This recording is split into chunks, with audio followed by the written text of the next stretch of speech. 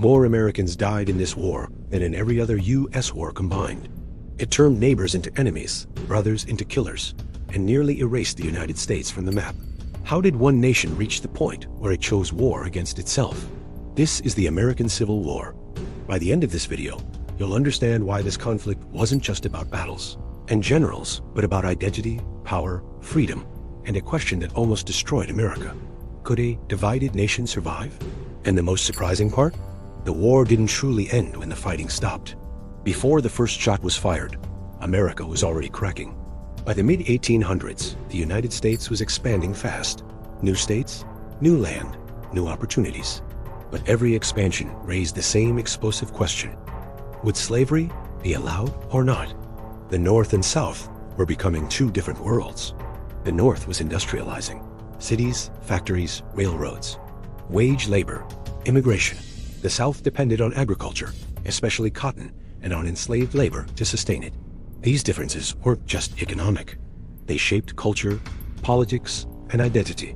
Southerners feared losing power in a country where free states were growing faster.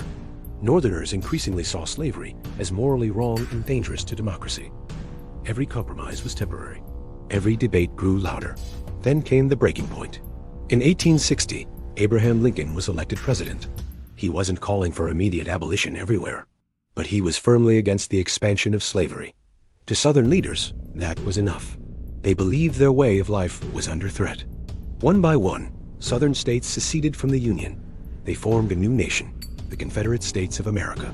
Here's the key truth many miss. Slavery wasn't a side issue. It was central. The Confederate States said so themselves, clearly, in their declarations of secession. America was now split in two, but war wasn't inevitable yet. Until April 1861. At Fort Sumter, a Union stronghold in South Carolina, Confederate forces opened fire. No one died in the battle itself, but the message was unmistakable. The Union would not let the country break apart. The Confederacy would fight to remain separate. The American Civil War had begun. At first, many believed it would be short. One decisive battle. A quick victory. They were catastrophically wrong. This war became a nightmare of scale and suffering. More than 3 million soldiers fought. Over 600,000 died. And most didn't die in glorious charges or heroic duels. They died from disease, dirty camps, poor sanitation, no antibiotics, dysentery, typhoid, pneumonia. For every soldier killed in battle, 2 more died from illness. Weapons had evolved faster than tactics. Rifled muskets could kill accurately at long range, but generals still ordered mass formations leading to slaughter. This was one of the first modern wars. Railroads moved troops across vast distances. Telegraphs sent orders instantly. Ironclad warships changed naval combat forever. The future of warfare arrived early and brutally. But this wasn't just a war of armies. It was a war of civilians. Cities were burned, farms destroyed, food supplies targeted. Total war. Families were torn apart in the most literal way. There were cases where brothers fought on opposite sides, where fathers and sons wore different uniforms. The war wasn't over there. It was everywhere.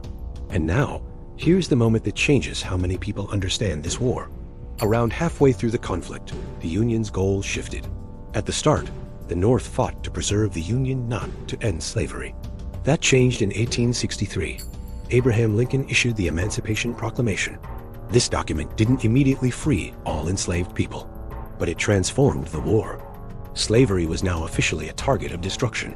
Why does this matter? Because it changed everything. Enslaved people fled to Union lines in massive numbers. Black soldiers were allowed to fight for the Union. Foreign nations like Britain, where slavery was already abolished, were less likely to support the Confederacy.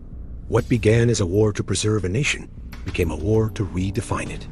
By the end of the war, nearly 200,000 black soldiers had served, and thousands had died for a freedom they were still not guaranteed. Meanwhile, the fighting grew more intense.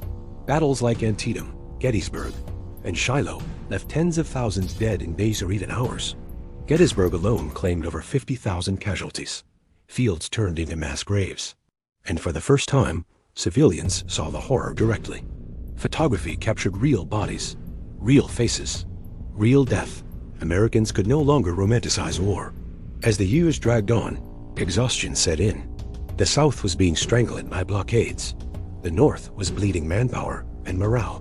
But one man understood the brutal truth needed to end it. General William Tecumseh Sherman. His march through Georgia was designed to break the South's will to fight. Railroads destroyed, crops burned, infrastructure shattered. Not to kill civilians, but to make war impossible to continue. It was devastating and effective. By 1865, the Confederacy was collapsing. General Robert E. Lee surrendered to General Ulysses S. Grant at Appomattox Courthouse. The fighting stopped. The nation was technically whole again. But peace did not mean healing. Just days later, Abraham Lincoln was assassinated. The man who held the Union together gone. What followed was Reconstruction. Slavery was abolished. The Constitution was amended. Freedom was written into law. But equality was not. Former Confederate states passed laws to control black lives. Violence surged. Promises were broken. The war answered one question. The United States would survive as one nation. But it left another unanswered. What kind of nation would it become? This is the true legacy of the American Civil War. It defined federal power over states. It reshaped citizenship. It forced America to confront its deepest contradictions. Before the war, people said, the United States are. After the war, they said, the United States is. One nation, indivisible. But the echoes of that conflict still shape debates today about race, rights, government power, and memory. The Civil War didn't just happen in the past. In many ways, America is still living with its consequences. So when we talk about the American Civil War, we're not just talking about uniforms and battlefields. We're talking about what happens when a society refuses to confront injustice until it explodes. We're talking about the cost of division and the terrifying price of answering moral questions with violence. Because once a nation chooses war against itself, there is no going back to the way things were. If this story changed the way you see American history, tap like. It helps this video reach more curious minds. Subscribe for more cinematic history stories like this one. And I want to hear from you. Do you think the American Civil War truly resolved its core issues, or are they still unfinished today? Thanks for watching.